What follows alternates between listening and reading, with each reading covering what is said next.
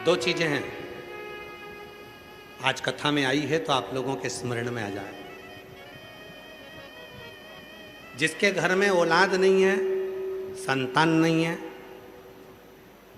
जो बहुत बीमारी से ग्रसित है, बहुत बड़ी बड़ी बीमारियां हैं, रोग हैं, तकलीफ है,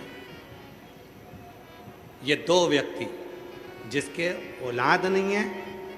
कोई बीमारी से ग्रसित है, कोई बहुत बड़ी उलझनों में फंसा हुआ है, ये तीसरा। ऐसे व्यक्ति को जब शिव के मंदिर में जल चढ़ाने जाते हैं तो नंदी के सीधे कान में जल चढ़ाने से पहले अपने मन की बात नमः शिवाय, ओम नमः शिवाय, श्री शिवाय नमस्तुभ्यम कहकर अपने मन की बात नंदी के कान में कहकर फिर शिव जी को जल चढ़ाना चाहिए। और यदि किसी व्यक्ति को व्यापार खोलना है, कोई प्रॉपर्टी खरीदना है, कोई जमीन जायदाद का लफड़ा हो गया, कोई अदालती केस हो गया, कोई तकलीफ में फंस गया, कोई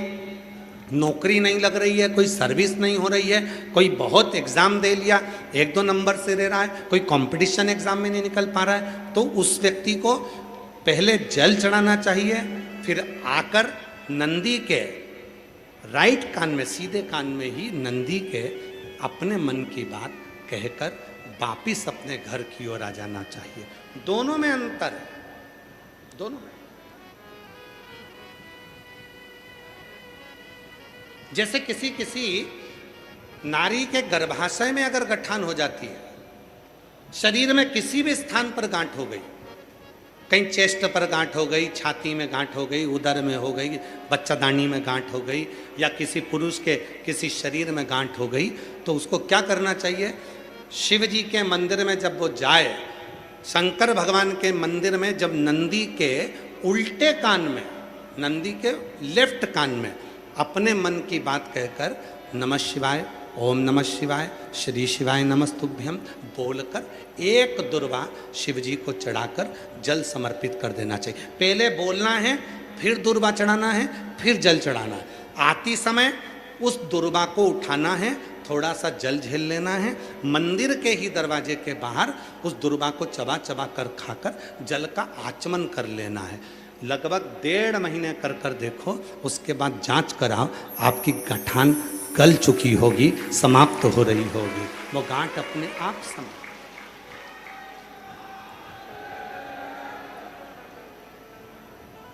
कई लोग कहते हैं गुरुजी नंदी और शिव में, नंदी उधर बैठा है, शिव जी का शिवलिंग इधर है, दोनों में ये समता का भाव क्या? महाराज, शिव जी के स्थापना के समय पर नंदी की स्थापना के समय पर नंदी और शिव जी के बीच में एक सूत्र बनता है जिसको सोमसूत्र कहते हैं। वो पत्थर में दब जाता है, उसको लोग ऊपर से टाइल्स पत्थर लगा देते हैं, एक तार जाता है। वो सूत्र नंदी के जो एक चरण है, आप लोग दर्शन करें ना नंदी का, अरे बोलो तो जम के, नंदी का एक चरण जो ऊपर उठा हुआ होता है, बाकी के चरण नंदी के सब नीचे की ओर जाते हैं, पर नंदी का जो एक चरण ऊपर की ओर उठा होता है, सोमसूत्र वहीं से शिवलिंग के पास तक जाता है जब स्थापना होती है तब। अब वो सोमसूत्र जो गया है, जो ये सूत्र गया है नंदी के पांव के पास में से, जब हम नंदी को अपने मन का भाव कहते हैं तो नंदी का वो सोम सूत्र के माध्यम से वो शब्द शंकर के मूल केंद्र बिंदु पर चले जाता है और शिव जी हमारे दुख को मिटाना प्रारंभ कर देते हैं, हमारी तकलीफों को मिटाना प्रारंभ कर देते हैं। बाबा ये कोई नहीं चल रहा है।